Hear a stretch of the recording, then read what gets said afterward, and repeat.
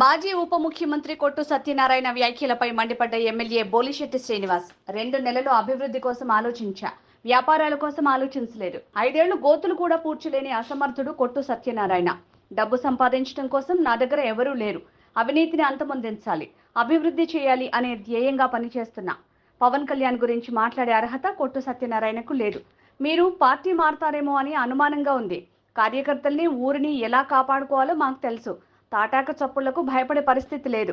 నిన్న మాజీ శాసనసభ్యులు కొట్టు సత్యనారాయణ మాట్లాడే విధానం చూశారు మీరు. 2 నెలల కాలం అయింది నేను ఎమ్మెల్యేగా నెగ్గిన తర్వాత. 2 నెలల్లో ఏ ఒక్కరోజు కూడా డెవలప్మెంట్ గురించి ఆలోచించాను తప్ప నా కోసం, నా వ్యాపారం కోసం నేను ఆలోచించిన విషయం ప్రజలందరికీ తెలుసు.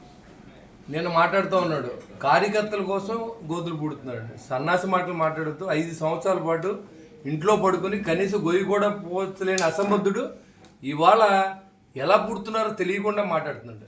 ఏ కార్యకర్త, మా కార్యకర్తలు ఎవరు ఈ రోజు వరకు మేము డబ్బు సంపాదించడానికి పార్టీకి వచ్చిన నా దగ్గర ఎవరు లేరు.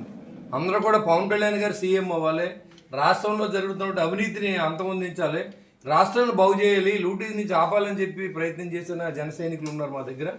మీకులాగా అసలు మీ కార్యకర్తలకే ఓ కప్పు కాఫీ ఇవ్వకుండా మొత్తం అంతా నువ్వే లాగేసిన సందర్భం ఈ ఊరు అందరికీ తెలుసు.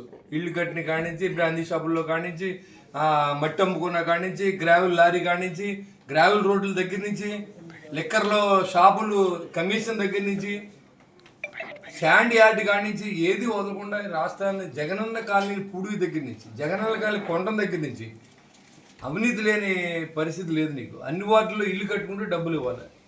ఇంత అవినీతి మంత్రుడు పవన్ కళ్యాణ్ గురించి మాట్లాడటం, పవన్ కళ్యాణ్ నుంచి మాట్లాడుతూ ఉంటే ఆకాశం మీద ఉమ్మేసుకుంటే నీ ముఖం మీద పడుతుంది. కాబట్టి పవన్ కళ్యాణ్ ఏంటో మీ నాయకుడికి తెలుసు.